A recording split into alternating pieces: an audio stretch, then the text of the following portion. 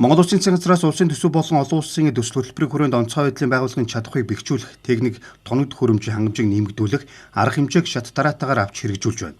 Энэ хүрээд Монгол Улсын засгийн газрын 2 удаагийн тогтоол улсын төсвийн хөрөнгө оруулалтаар туулах чадвар сайтай, шуурхай албаны 32 автомашин, хойшлуулшгүй сэргээн босох үйл ажиллагаанд хэрэглэгдэх бага дунд доогрын 12 нэгж техник, 13 ширхэг гал унтраах мотоциклийг онцгой байдлын байгууллагын салбар нэгжүүдэд өнөөдөр хүлээлт өглөө.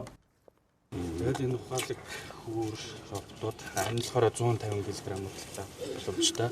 Энэ болохоор 200-аас 300 кг бичаг. Ерөнхийдөө 1.5-аас 3 км-ийн радиуст алсын удирдлагатай болон өөрөөр маш л одлоготой. Тэгээ энэ жил усны роботоо хэдэн удаа ашигласан? Энэ жил 8 сард ерөөсөө хүлээж аваад бид сургалтаа 8 сардаа бүрэн ашиглалтанд тавилаа байж байгаа. Одоо хамгийн гол нь энэ нэгдүгээрт бол үнэтэй, хоёрт чанартай ингээд хамгийн одоо чухал тоног төхөөрөмжүүдэд хэдүүлээ энэ хадгалалт хамгаалалт ашиглалтынхаа дээрээс нь хэвийн үйл ажиллагаа хангах байдлаар байнгахгүй болохгүй шүү дээ. Одоо нийслэлийн гэр хороолт одоо гарсан галын дуудлагаар одоо голомтод хамгийн түрүүн шуурхай одоо очих зорилттой. Ингээд бид нар 17 ширхгийг одоо ингээд авсан. Тэгээд сургалтаа зохион байгуулсан. Тэгээ одоо ингээд ажиллагаанд оруулахад бэлдсэн байна. Өнөөдрийн байдлаар онцгой байдлын байгууллагын техник тоног төхөөрөмжийн хувцас хэрэгслийн хангалтыг 2021 онтой харьцуулбал техник тоног төхөөрөмжийн хангалт 31.5%-аас 44.5%, аврах ажиллагааны багц хэрэгслийн хангалт 44.8%-аас 63.6%, тусгай зориултын хувцас хэрэгслийн хангалт 37.4%-аас 62.4%, гал унтраах зориултын багц хэрэгслийн хангалт 38.9%-аас 63.3%, холбоо зарлан мэдээллийн тоног төхөөрөмжийн хангалт 20.2%-аас 48.8% болж өссөн байна.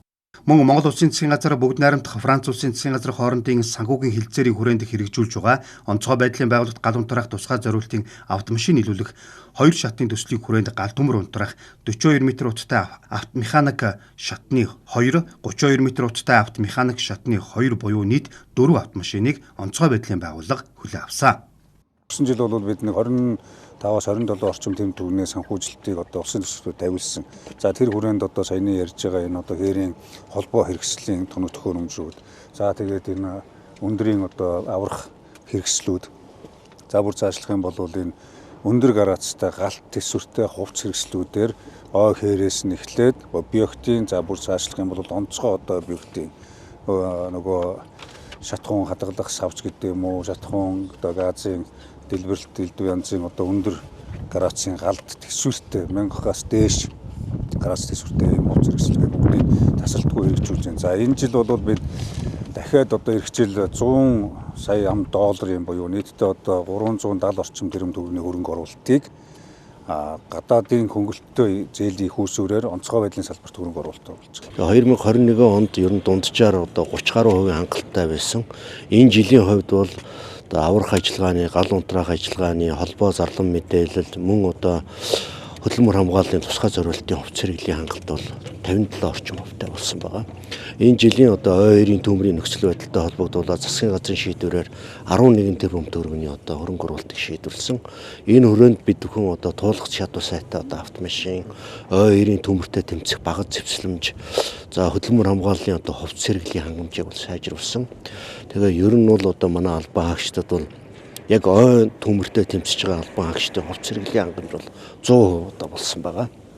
Цаашид онцгой байдлын байгууллагын чадахыг бэхжүүлэх хүрээнд Азийн хөгжлийн банктай хамтран Монгол улсад гамшигын зарлан мэдээллийн нэгдсэн тогтолцоог бэхжүүлэхин төслийг Азийн хөгжлийн банкны 33.9 сая Америк долларын санхүүжилтээр Монгол улсын гамшигыг сөрөн төсвөрлөх чадахыг бэхжүүлэх төслийг 100 сая Америк долларын санхүүжилтээр хэрэгжүүлэхээр төлөвлөн ажиллаж байна.